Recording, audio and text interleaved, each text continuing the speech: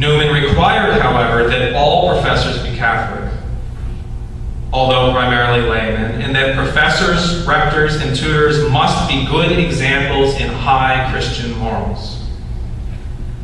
As for the leadership of the university, Newman failed to convince the Irish bishops that professors should share in the governance of the institution.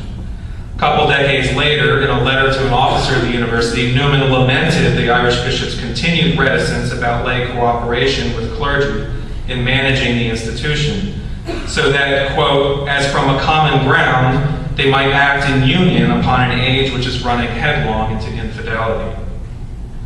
The consequence of clericalism, Newman believed, was very serious. He wrote, quote, "As far as I can see, there are ecclesiastics all over Europe whose policy is to keep the laity at arm's length, and hence the laity have been disgusted and become infidel. And only two parties exist, both ultras in opposite directions. I came away from Ireland with the distressing fear that in that Catholic country, in like manner, there was to be an antagonism as time went on between the hierarchy and the educated classes." In conclusion, I spoke at the outset of the fact that Newman's idea of a university and related writings have been widely misunderstood and even deliberately distorted. The extent to which this has occurred is astonishing.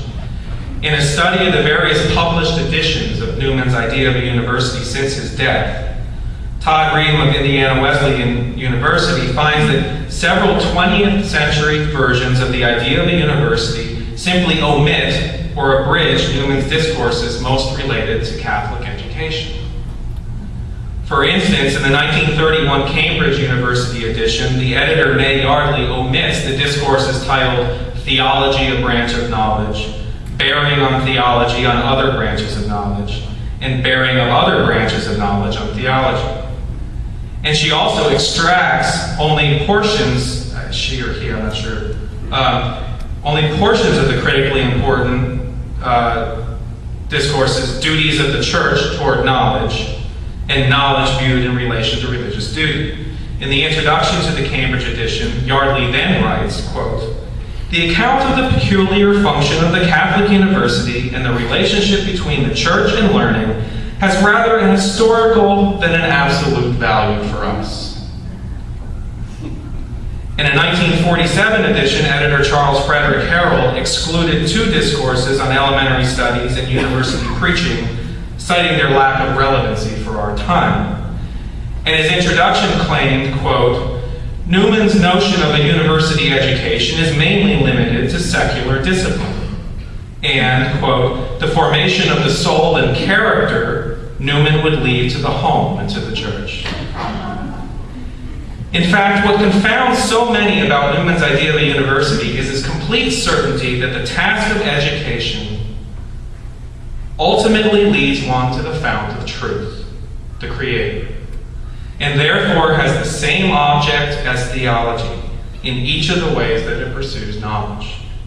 In his very first sermon in his university church in 1856, Newman recalled mankind's creation, when by grace all the human faculties acted, quote, "in common towards one end, God." Because of the fall of Adam and Eve, Newman argued, the student comes to the university with, quote, "all these separate powers warring in his own breast: appetite, passion, secular ambition, intellect, and conscience, and trying severally to get possession of them." He added, quote, "Here then I conceive is the object of the Holy See in the Catholic Church in setting up universities. It is to reunite things which were in the beginning joined together by God and have been put asunder by man."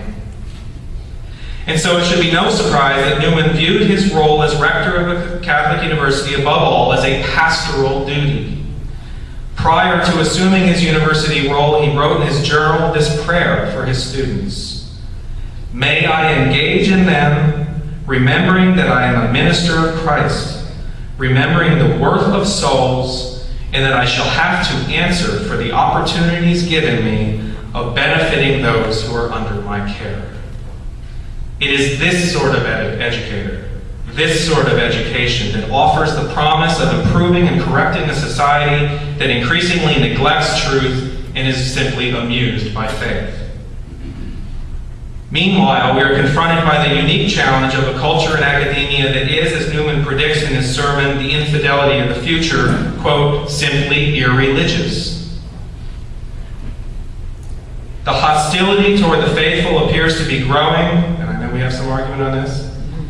The threats to the religious freedom of Catholic colleges and universities are also growing, whether in the mandates to provide insurance coverage for birth control for both students and faculty, or the federal takeover of the student loan program, or current legislation before Congress that would force Catholic colleges that are not owned by the church to hire and give benefits to same-sex couples.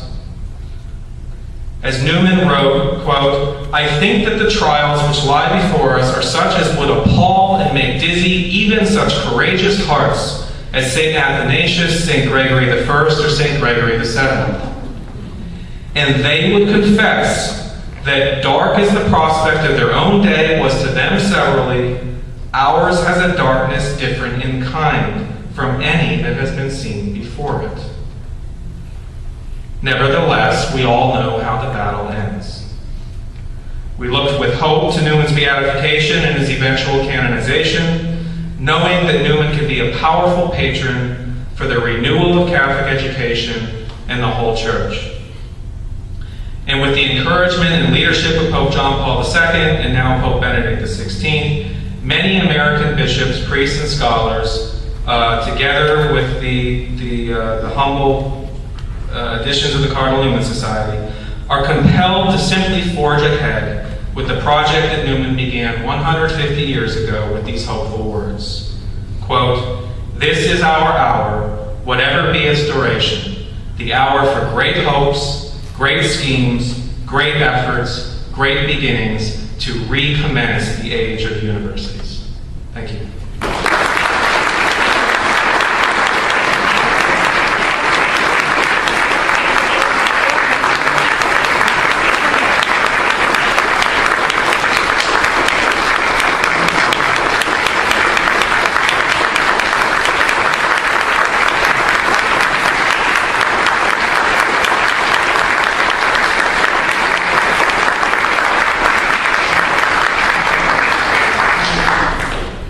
Thank you, Patrick.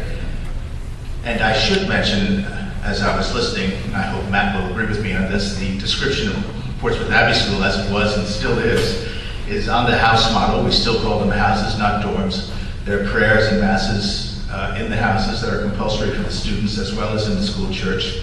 And hopefully we're following the Cardinal's outline in that respect.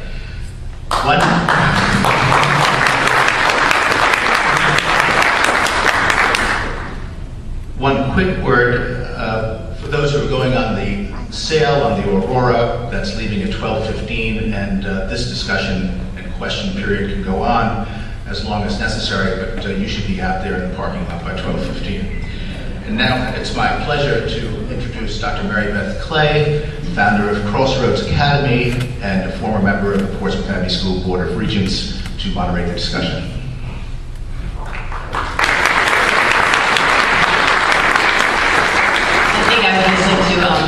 Thank Patrick for such a challenging and empirically grounded and tightly argued clarification of Newman's ideas on the university. And we like to all express our thanks. It was excellent, excellent.